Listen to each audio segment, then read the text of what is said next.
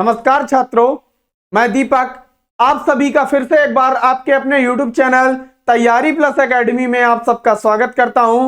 आज के इस वीडियो लेक्चर में हम गणित के प्रथम अध्याय की प्रश्नावली फर्स्ट के 1 से 3 तक के क्वेश्चंस को हल करने वाले हैं। तो आइए स्टार्ट करते हैं। फर्स्ट क्वेश्चन है हमारा, निम्नलिखित संख्याओं का HCF ज्ञात करने के लिए यूक्लिड विभाजन एल्गोरिथम का प्रयोग कीजिए। फर्स्ट पॉइंट है 135 और 225, सेकंड पॉइंट है 196 और 38,220 और थर्ड पॉइंट है 867 और 255। इन सब का HCF ज्ञात करना है। तो आइए सॉल्व करते हैं। पहला पॉइंट है हमारा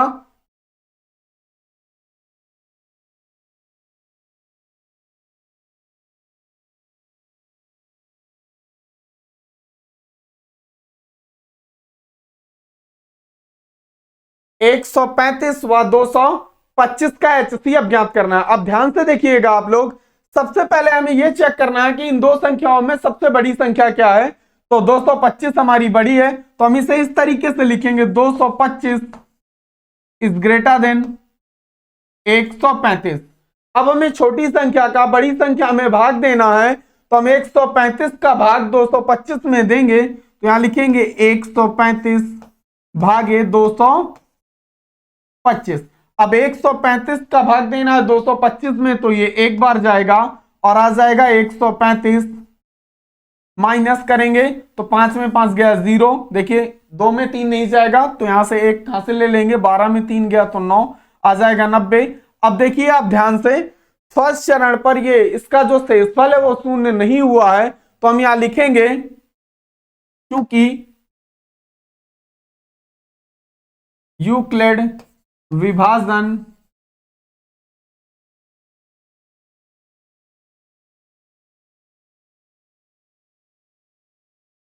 एल्गोरिथम से। अब ध्यान से देखिए, इसके चरण लिखने हैं। क्या कह रहा था क्वेश्चन हमारा? कह रहा था यूक्लिड विभाजन एल्गोरिथम का प्रयोग करके बताना है कि इसका HCF कितना आएगा। तो एल्गोरिथम क्या होती है मैंने आपको पढ़ा रखा है। तो यूक्लिड विभाजन एल्गोरिथम, ध्यान से देखिएगा, हम इसका फर्स्ट चरण यहां लिखेंगे। मैंने आपको एक प्रमेय पढ़ाई है, यूक्लिड विभाजन प्रमेयिका। यूक्लिड विभाजन प्रमेयिका क्या है? आपने छोटी क्लासों में पढ़ रखा है, भाज्य बराबर भाजक गुणे भागफल प्लस शेषफल। उसी फॉर्मूले का यूज करके हमें इस यूक्लिड विभाजन एल्गोरिथम के चरण को लिखना होता है। तो चलिए देखिए, यहां पर हमारा भाज्य क्या है? 225 बराबर भाजक क्या है? 135 प्लस भागफल क्या है? सॉरी, यहां पर प्लस नहीं, इंटू भागफल प्लस शेषफल 90। अब देखिए पहले चरण पर हमारा शेषफल शून्य नहीं हुआ है, इसलिए हम यहां लिखेंगे comma r is not equal 0, मतलब r का मान शून्य नहीं है। तो अब जो हमारा भाजक है वो हमारा भाज्य में परावर्तित हो जाएगा। तो हम यहां लिखेंगे 135। अब 90 का भाग देना है 135 में, तो फिर से एक बार जाएगा और यहां आ जाएगा, माइनस करेंगे तो 45। अब ध्यान से देखिए आप, सेकंड चरण पर भी शेषफल शून्य नहीं हुआ है, तो हम यहां लिखेंगे सेकंड चरण 135 बराबर 90 गुणे 1 plus 45 comma r is not equal 0, मतलब सेकंड चरण पर भी r का मान शून्य नहीं हुआ है। और एल्गोरिथम का मतलब ही ये है कि जब तक हम इस प्रोसेस या प्रक्रिया को अपनाएंगे, जब तक कि शेषफल शून्य ना हो जाए, और जिस स्थिति पर या जिस चरण पर शेषफल शून्य हो जाएगा, उसी चरण का जो भी हमारा भाजक होगा वो इन दो संख्याओं का 135 और 225 का HCF कहलाएगा। क्लियर हो रहा है? चलिए आगे बढ़ते हैं। तो 45 का भाग, अब हमारा भाज्य क्या हो जाएगा? 90। 45 का भाग जब हम 90 में देंगे तो 2 बार जाएगा, तो 45 दुनाई 90 और माइनस करेंगे तो ये आ जाएगा कितना? 0। तो शेषफल देखिए आप क्या हो चुका है? 0 हो चुका है। तो तीसरे चरण पर, तो अब हम तीसरे चरण को यहां लिखते हैं 90 बराबर 45 गुणे 2 plus 0 comma r is equal 0। r का मान शून्य हो चुका है, मतलब तीसरे चरण पर r का मान शून्य हुआ है, तो इसलिए 135 व 225 का HCF बराबर 45। कितना? HCF बराबर 45। अब आप ध्यान से देखिए, इस स्थिति पर तीसरे चरण पर से क्या है हमारा भाजक 45, तो यही इन दो संख्याओं का 135 और 225 का HCF कहलाएगा। क्लियर हो रहा है आप लोगों को? चलिए नेक्स्ट पॉइंट पे चलते हैं अपने। नेक्स्ट पॉइंट है हमारा 196 और 38,220, इन दोनों का भी HCF निकालना है, वो भी यूक्लिड विभाजन एल्गोरिथम की सहायता से। तो आइए सॉल्व। नेक्स्ट पॉइंट है हमारा 196 और 38,220। तो सबसे पहले हमें यह चेक करना है कि इन दोनों संख्याओं में बड़ी संख्या कौन सी है। तो देखिए आप 38,220 196 से बड़ी है, तो हम इसे लिखेंगे 38,220 इज ग्रेटर देन 196। अब 196 का भाग 38,220 में देना है, तो चलिए देते हैं। तो सबसे पहले यहां लिखना है 196 भागे 38,220। अब आप इसमें भाग दीजिए तो एक बार जाएगा, तो यहां आ जाएगा 196, माइनस करिए तो 12 में 6 जाएंगे तो 6 बचेगा, यहां बचा 7, 7 में 7, तो 7 में 9 जाएगा नहीं, तो इस वजह से यहां पर कर लीजिए 17, 17 में 9 जाएंगे तो बचेगा 8, 2 में 1 गया तो 100 कितना 86, इस 2 का यहां उतारा ले लीजिए तो कितना आ जाएगा 1862।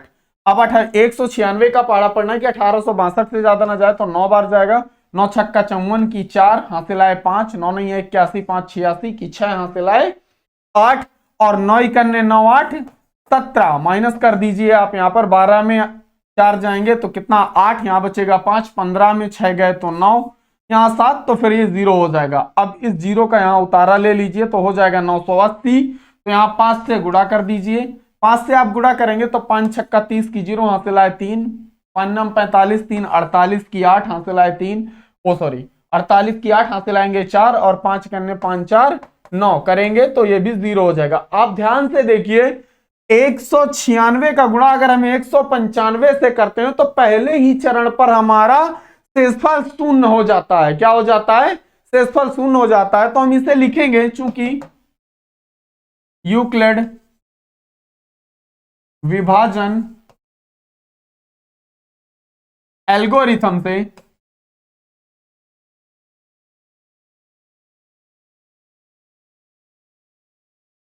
पहला चरण लिखेंगे 38,220 बराबर 196 गुणे 195 प्लस 0, कमा R इज इक्वल 0। मतलब पहले चरण पर ही R का मान शून्य हो गया है। क्या हो गया है? पहले ही चरण पर R का मान शून्य हो गया है, इसलिए 38,220 व 196 का H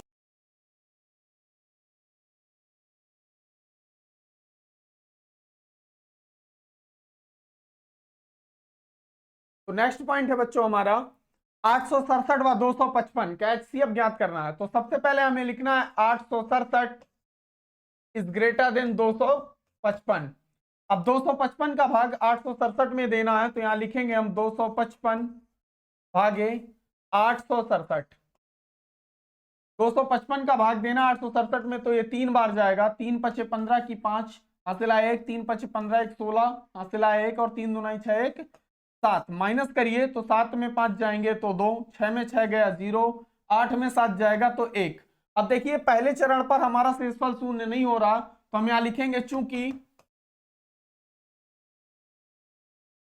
यूक्लिड विभाजन एल्गोरिथम से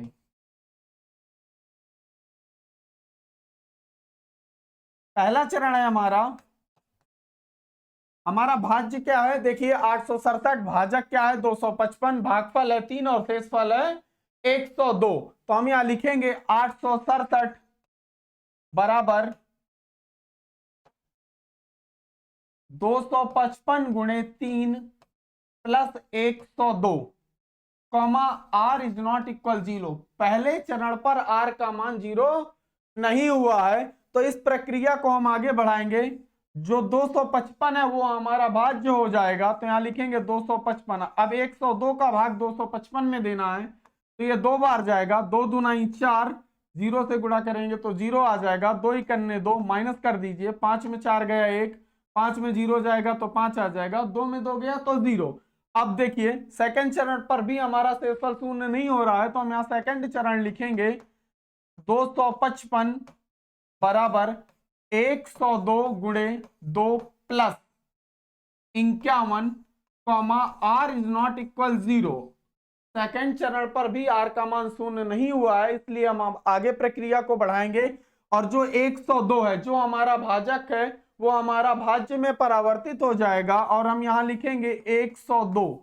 अब 51 का भाग देना है 102 में, तो ये 2 बार जाएगा, 2 ही करने 2 और 2 पंचे 10, माइनस करोगे तो शेषफल 0 हो जाएगा। तो आप देख पा रहे हैं कि तीसरे चरण पर शेषफल पूर्णतया शून्य हो रहा है, तो हम यहां लिखेंगे तीसरा चरण 102 बराबर 51 गुणे 2 plus 0 comma r is equal 0। मतलब क्या है, सेकंड चरण पर आर का मान पूर्णतया शून्य है, इसलिए अब आप ध्यान से देखिए तीसरे चरण पर आर का मान शून्य हुआ है, तो जो भी इस चरण का मतलब तीसरे चरण का जो भी हमारा भाजक होगा वही इन दो संख्याओं का, किनका 867 और 255 का एचसीएफ होगा। इसलिए हम यहां लिखेंगे, इसलिए 867 व 255 का एचसीएफ बराबर 51, और यही हमारे फर्स्ट क्वेश्चन के थर्ड पॉइंट का आंसर है। चलिए क्वेश्चन है बच्चों हमारा, दर्शाइए कि कोई भी विषम धनात्मक पूर्णांक 6q+1 या 6q+3 6q+5 के रूप का हो सकता है, जहां q एक धनात्मक पूर्णांक है। क्या है, q एक पूर्णांक है, सॉरी। ध्यान से देखिए आप क्या कह रहा है, क्वेश्चन कह रहा है दर्शाइए कि कोई भी धनात्मक विषम पूर्णांक, क्या कह रहा है, विषम पूर्णांक। सबसे पहले आपको यह पता होना चाहिए कि विषम पूर्णांक क्या होते हैं या विषम संख्याएं क्या होती हैं। तो वह संख्याएं जो 2 से पूर्णतः डिवाइड नहीं होती हैं या विभाजित नहीं होती हैं, विषम संख्याएं या विषम पूर्णांक कहलाते हैं। ठीक है ना। चलिए अब इनको समझते हैं। तो यहां लिखेंगे, माना ए एक विषम धनात्मक पूर्णांक है जहां b बराबर 6, कितना, b बराबर 6। अब आप ध्यान से देखिए, a का मान क्या, एक विषम धनात्मक पूर्णांक ले लिया है, b का मान 6 इसलिए लिया है क्योंकि यहां पर 6q+1 6q+3 और 6q+5 के रूप में इसे परावर्तित करना है। तो हम यहां लिखेंगे, चूंकि यूक्लिड विभाजन प्रमेयिका से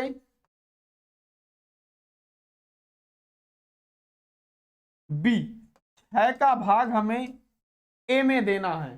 तो देखिए अब 6 का भाग जब हम a में देंगे तो क्या भागफल आ जाएगा q और डॉट डॉट शेषफल आ जाएगा r। अब आप जानते हैं कि जो शेषफल होता है वो हमेशा भाजक से छोटा होता है। क्या होता है, शेषफल जो होता है वो भाजक से छोटा हो सकता है। शेषफल 0 हो सकता है, 0 से बड़ा हो सकता है, लेकिन भाजक से छोटा होता है। तो हम इसे इस प्रकार लिखेंगे, r, देखिए हमारा भाजक क्या है 6, तो r के मान क्या क्या हो सकते हैं, तो r बराबर हम लिख सकते हैं 0 1 2 3 4 व 5। तो हम इसमें देखिए फॉर्मूला बनाएंगे, a बराबर 6q plus r comma 0 is greater than equal r less than 6। इसका मतलब है कि r का मान जो होगा वो 0 हो सकता है और 0 से बड़ा हो सकता है, लेकिन 6 से छोटा होगा। चलिए मैं समझाता हूं आप लोगों को। देखिए 6 से छोटा क्यों होता है कि अगर शेषफल 6 आ जाएगा तो जो हमारा भाजक है उसका भाग 6 में एक बार पुनः चला जाएगा। इस वजह से जो भी हमारा शेषफल होता है वो हमेशा भाजक से छोटा होता है। चलिए तो अब यहां लिखेंगे, देखिए ए का हमने एक फॉर्मूला बनाया, वो क्या है 6q प्लस r। क्या है, 6q प्लस आर किसकी मदद से बनाया है? यूक्लिड विभाजन प्रमेयिका की सहायता से। तो अब हमें ए के विषम धनात्मक पूर्णांक लिखने हैं, कौन कौन से मान हो सकते हैं, तो हम यहां लिखेंगे। इसलिए विषम धनात्मक पूर्णांक, विषम धनात्मक पूर्णांक ए के निम्नलिखित मान। तो देखिए इस समीकरण में हमें आर का मान रखना है, तो अगर हम इस जगह पर आर का मान रखेंगे तो ए बराबर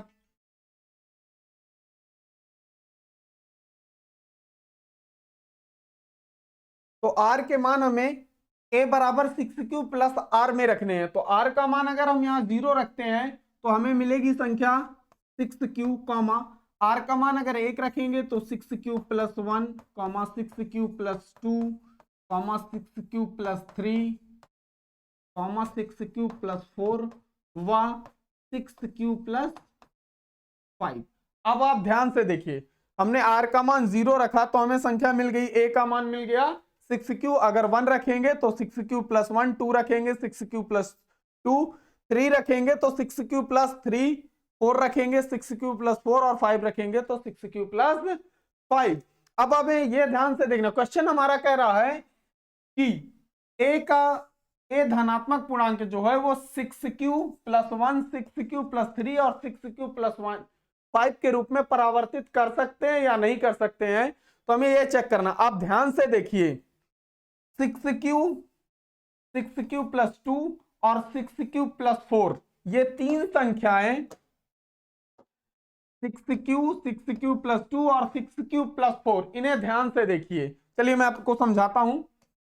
6q को हम लिख सकते हैं 2 गुणे 3q, 6q प्लस 2 को लिख सकते हैं हम 2 कॉमन करेंगे तो 3q प्लस 1, और 6q प्लस 4 को लिख सकते हैं अगर हम 2 कॉमन कर लें तो 3q प्लस 2।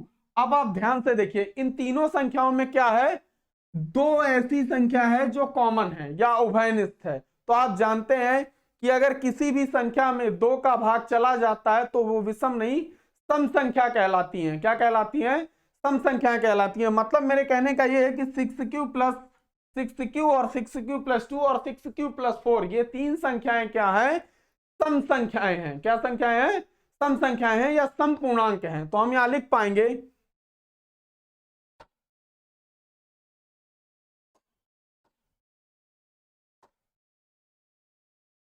क्योंकि 6q 6q प्लस 2 व 6q प्लस 4 संख्या 2 से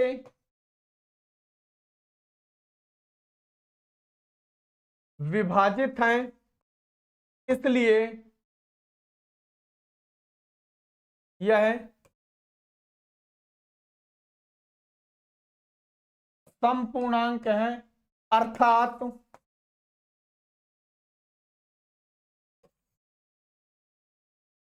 शेष बचे पूर्णांक 6q प्लस 1, 6q प्लस 3 व 6q प्लस 5 को विषम धनात्मक पूर्णांक के रूप में लिखा जा सकता है। लिखा जा सकता है। यही हमारा बच्चों क्वेश्चन था कि हमें यह सिद्ध करना था कि ये 6q प्लस 1, 6q प्लस 3 और 6q प्लस 5 को विषम धनात्मक पूर्णांक के रूप में लिख सकते हैं कि नहीं लिख सकते हैं। तो हम इन्हें विषम धनात्मक पूर्णांक के रूप में लिख सकते हैं। चलिए आइए अपना नेक्स्ट क्वेश्चन को सॉल्व करते हैं। नेक्स्ट क्वेश्चन है हमारा, किसी परेड में 616 सदस्यों वाली एक सेना आर्मी की टुकड़ी को 32 सदस्यों वाले एक आर्मी बैंड के पीछे मार्च करना है। मार्च का मतलब घूमना है। दोनों समूहों को समान संख्या वाले स्तंभों में मार्च करना है। उन स्तंभों की अधिकतम संख्या क्या है जिसमें वो मार्च करना चाहते हैं या घूमना चाहते हैं। तो देखिए हमें 616 और 32, इन दोनों का एचसीएफ ज्ञात करना है। क्या ज्ञात करना है? इन दो संख्याओं का एचसीएफ ज्ञात करना है भाई यूक्लिड विभाजन एल्गोरिथम की मदद से। तो आइए सॉल्व करते हैं। हम यहां लिखेंगे 616 व 32 का एचसीएफ। तो आप देखिए इन दोनों संख्याओं में बड़ी संख्या कौन सी है? तो 616 बड़ी है, तो हम यहां लिखेंगे 616 इज ग्रेटर देन 32। अब 616 में 32 का भाग देना है, तो यहां लिखेंगे 32 भागे 616। अब देखिए 32 इकन्ने 32, माइनस करिए तो 11 में 2 जाएगा तो 9, यहां बचा 5, 5 में 3 जाएंगे तो बचेगा 2। इस 6 का उतारा ले लीजिए। अब देखिए इसका 9 बार करिए, 9 दूनी 18 की 8 हासिल आया कितना? 1। 9 तिया 27 एक 28, माइनस करेंगे तो 16 में 8 जाएगा तो कितना बचेगा? 8। 8 में 8 गया 0 और 2 में 2 गया तो 0, 8। अब देखिए पहले चरण पर शेषफल शून्य नहीं हुआ, तो यहां लिखेंगे चूंकि यूक्लिड विभाजन एल्गोरिथम से यूक्लिड विभाजन एल्गोरिथम से पहले चरण पर शेषफल शून्य नहीं हुआ है, तो हम लिखेंगे चरण फर्स्ट 616 बराबर 32 गुणे 19 plus 8 r is not equal 0। R का मान शून्य नहीं हुआ है, तो इस प्रक्रिया या प्रोसेस को फिर से अपनाएंगे हम। अब जो हमारा 32 है वो हमारा भाज्य हो जाएगा और 8 हमारा भाजक हो जाएगा। तो अब हम 8 का भाग 32 में देंगे, तो 8 चौको 32, तो ये पूर्णतया शून्य हो जाएगा। मतलब सेकंड चरण पर ये 0 हो रहा है, तो हम यहां लिखेंगे 32 इक्वल 8 गुणे 4 प्लस 0 आर बराबर 0। तो आप देख पा रहे हैं कि सेकंड चरण पर क्या हुआ है? शेषफल शून्य हो गया है। तो सेकंड चरण पर शेषफल शून्य हुआ है, इसका मतलब इन दो संख्याओं का, कौन कौन सी? 616 और 32 का जो एचसीएफ होगा वो इस चरण का जो भाजक होगा 8, इन दोनों का एचसीएफ है। इसलिए हम यहां लिखेंगे, इसलिए 616 व 32 का एचसीएफ बराबर 8। कितना? 616 व 32 का एचसीएफ बराबर 8। आप लोगों को क्लियर हो गया होगा। चलिए आज की इस वीडियो में बस इतना ही, बाकी नेक्स्ट वीडियो में पढ़ते हैं। अगर वीडियो पसंद आए तो वीडियो को एक लाइक करिए, चैनल को सब्सक्राइब करिए और वीडियो को अपने दोस्तों में शेयर करिए। Thank you. जय हिंद, जय भारत।